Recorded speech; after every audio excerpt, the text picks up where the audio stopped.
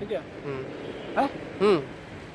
Rajad supremo के इलाज करा के लौटे नेता प्रतिपक्ष तेजस्वी यादव ने कहा कि फिलहाल जो डॉक्टरों के अनुसार जो रिपोर्ट बताई गई है उसके अनुसार बहुत संतोषजनक तो नहीं कह सकते हैं, क्योंकि अभी लालू प्रसाद यादव की जो सेहत है वो पहले से ही काफ़ी जो रिम्स के अंदर जो उनकी तबीयत काफ़ी बिगड़ गई थी, लेकिन दिल्ली में जिस तरीके से इलाज चल रहा है उसमें अब तक जो रिकवरी है वो बहुत ज़्यादा उम्मीद के अनुसार नहीं हो पाई है।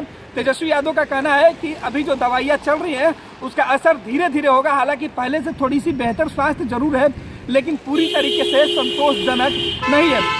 दिल्ली से पटना पहुंचे नेता प्रतिपक्ष तेजस्वी यादव ने लालू प्रसाद यादव के स्वास्थ्य के बारे में जो ताज़ा अपडेट दिया वो हम आपको बता रहे हैं। सुनिए लालू के छोटे बेटे और बिहार के जो नेता प्रतिपक्ष तेजस्वी यादव ने क्या कुछ कहा है राजद सुप्रीमो लालू प्रसाद यादव के स्वास्थ्य को लेकर।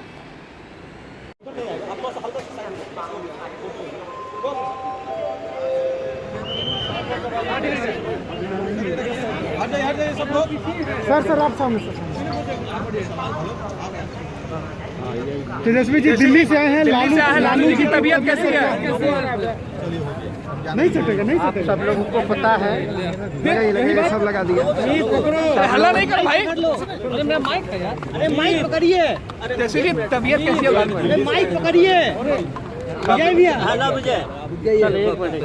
चलिए।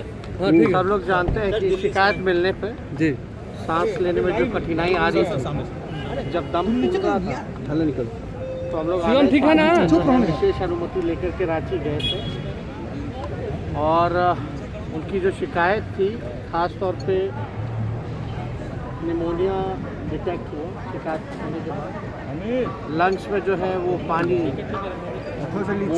नीचे की है और किडनी जो है मात्र 25% ही काम कर रहा था और पहले से हार्ट के पेशेंट रहे हैं।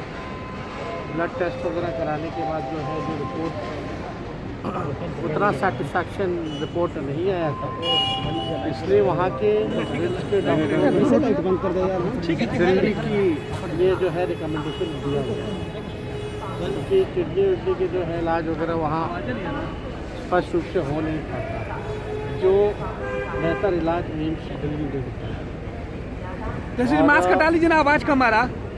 अभी जो है पूरी तरीके से जांच जो है वो चल रही है और जांच के बाद जो मेडिकेशन होता है डॉक्टर वगैरह वो देने का काम कर रहे हैं।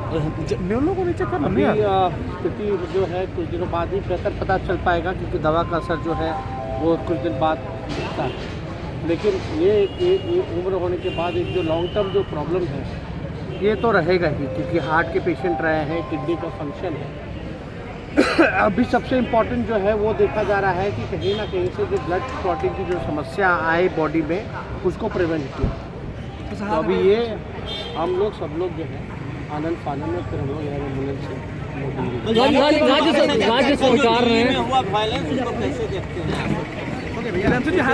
कई महीनों से किसान जो है वो आंदोलन कर रहे हैं और किसान जानते हैं कि उनका भला किसमें है। किसान जानते हैं कि उनका भला किसमें है। सरकार के लोगों से लगातार वार्ता चल रही है लेकिन कोई नतीजा नहीं निकल रहा है। एक तरीके से साफ तौर पे ये दर्शाता है कि सरकार जो है अपनी बातें थोपना चाहती है उन किसानों पर जो देश को अन्न देने का काम करता है, जो अन्नदाता है। अगर किसान नहीं चाहते हैं वो कानून तो सरकार को वापस ले लेना चाहिए, ये होना ही नहीं चाहिए। और जहाँ तक वायलेंस की बात है, आपने भी देखा होगा इतने दिनों से किसान आंदोलन कर रहे हैं, कहीं कुछ भी आपको खबरें नहीं है। लगभग 100 से ज़्यादा किसान जो है वो शहीद हो गए, लेकिन सरकार द्वारा एक ट्वीट भी नहीं किया गया। और लगातार आप देखिएगा चाहे सीए हो, एनआरसी हो, इस तरह का कानून थोपा जा रहा है। लेकिन जो घटना हुई लाल किले पे अगर हम कहें तो सारा देश जानता है कि लाल किला पे झंडा जिसने फहराया उसके ताल्लुकात किससे, तो हम तो इस पर ज़्यादा टिप्पणी नहीं करें। कई किसान संगठनों ने स्पष्ट रूप से कहा है कि इसमें उनकी कोई भूमिका नहीं, और ये कैसे हुआ, क्यों हुआ, ये जांच का विषय। आश्चर्य है ना कि जो सीए एनआरसी में जो गोली चलाता है वो नहीं पकड़ा जाता है। अब तक इसने फहराया वो क्यों नहीं पकड़ा गया, सवाल तो बनता है। वहाँ से किस हालात में वो भागा, क्यों भागा, ये सारे सवाल जो हैं ये खड़ा करता है। लेकिन आंदोलन को शुरुआती दिन से ही बदनाम करने की कोशिश की जा रही है और हम लोग तो चाहेंगे कि भाई जल्द से जल्द इसका जो है निर्णय होना चाहिए। आने वाले 30 तारीख को भी हम लोग जो है महागठबंधन के साथ मानव श्रृंखला हम लोग बनाने का काम कर रहे हैं और आप जानते हैं बिहार के किसानों की क्या हालत है, इस पर हम लोग विस्तार से कल सरकारी नौकरी 50 साल से जिनकी उम्र ज्यादा है उनकी कार्य क्षमता देखी जाएगी और उन्हें फिर हटाया जाएगा। रिटायर किया जाएगा बिहार में। चुनाव के समय पूरा चढ़ गया सब यही से यही गलत। पुलिस कर्मचारी उनको जबरन जो है रिटायर करने का 50 साल के बाद जो है रिटायर किया जाएगा। लेकिन हम लोगों ने स्पष्ट तौर पे चुनाव में भी हमने कमिट किया था अगर हमारी सरकार बनती है तो इनकी जो उम्र जो है जो रिटायरमेंट का जो अभी फिलहाल जो कानून है वही रहेगा।